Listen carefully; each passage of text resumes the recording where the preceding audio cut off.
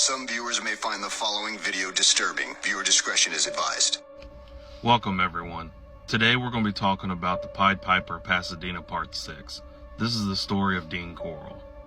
When we had last left off, we had talked about how Dean Corll was managing the Corll Candy Company, and he had started showing some really weird early signs of P-word.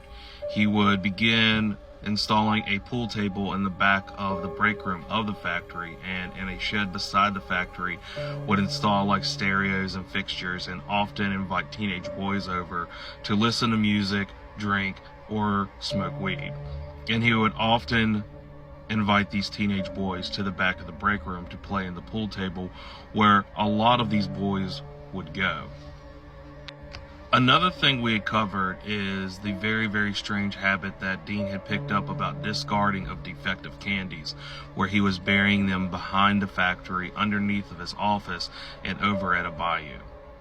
And while all this was going on, his mother Mary was not really involved within the goings-ons of the factory, and was regularly going on copious amounts of dates, and was beginning to go to hair salons, shopping, just kind of enjoying the rest of her life, up until the point of when she would get married a third time to a very, very violent and manipulative person that we called Ike.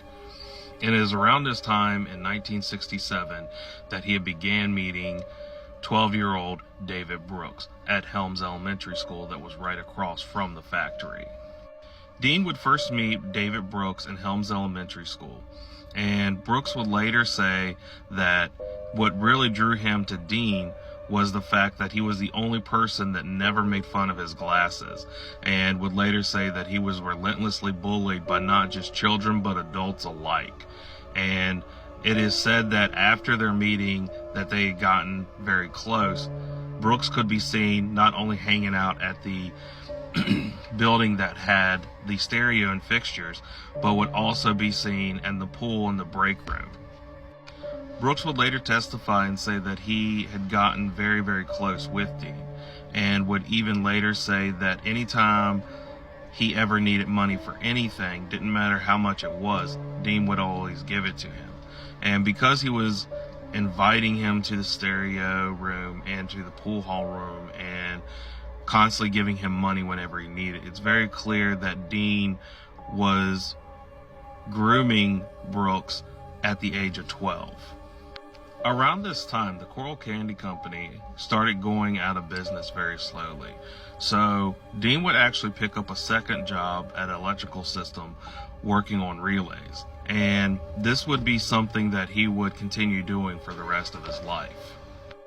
And Mary's third marriage to Ike would actually start hitting a tipping point. There was one particular night where Mary would run to the factory, which, if you remember, that the tops of the factories is where Dean had kind of this makeshift apartment.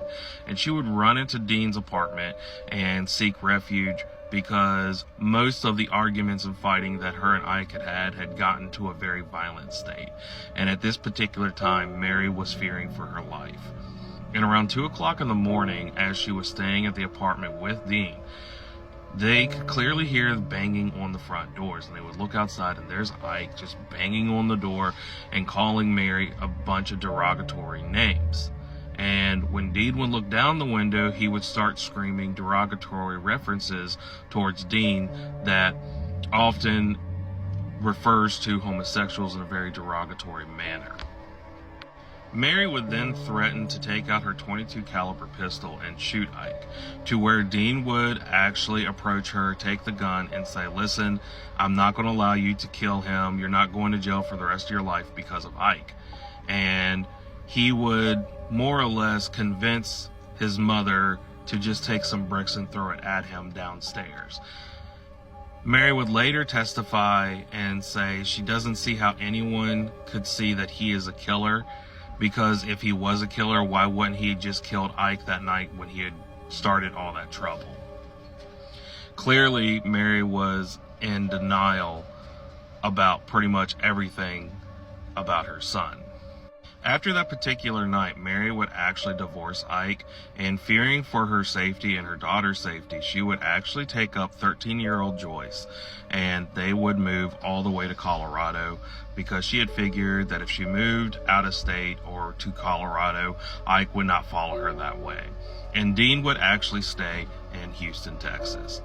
And it is also to be noted, when she moved to Colorado, this would be the last time Mary or Joyce would ever see Dean Corll.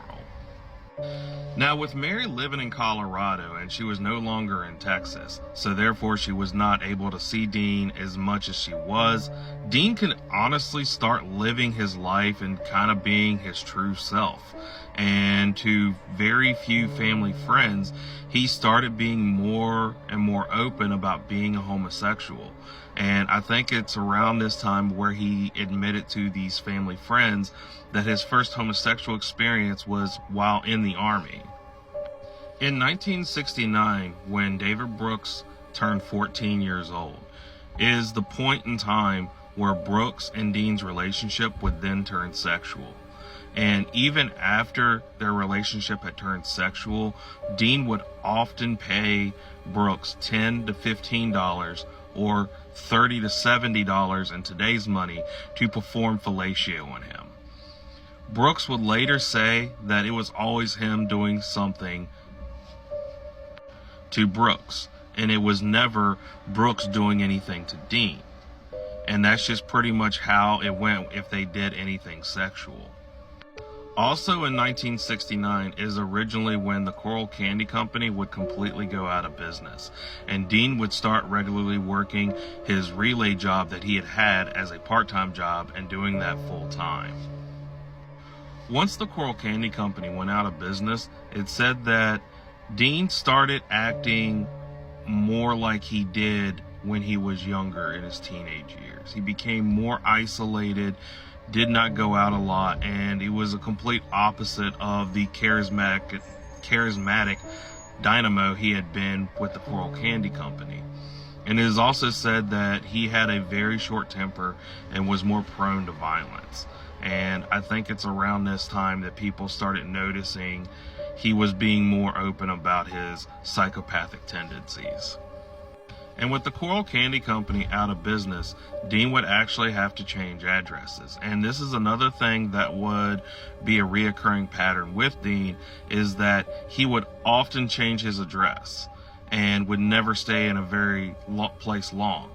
And a lot of these times he would just tell his mother, oh, I just changed an address because I was having a falling out with one of the boys I was hanging out with. But looking back at it, I think this was a way for Dean to change address to just kind of refrain from anyone catching wind of his growing sexual assault encounters with teenage boys. One landlord would even recall after Dean had moved out, he had noticed there being bullet holes in the bedroom and had noticed that there was kind of this hook fixture hanging on the wall that more or less was typically used for hanging ropes or chains, which we would later find out these hooks that he would install into the walls of his bedroom was part of a torture device that he would use on his victims. Around 1969, David Brooks' parents would actually get a divorce, and after the split, Brooks would spend most of his days, if he had not been spending his time at his father's house, he would regularly go wherever Dean was living. He would actually later say that Dean's apartment soon became like a second home to him. And this would go on until September of 1970, where Dean at the time was living at an apartment that kind of was built across from an orphanage.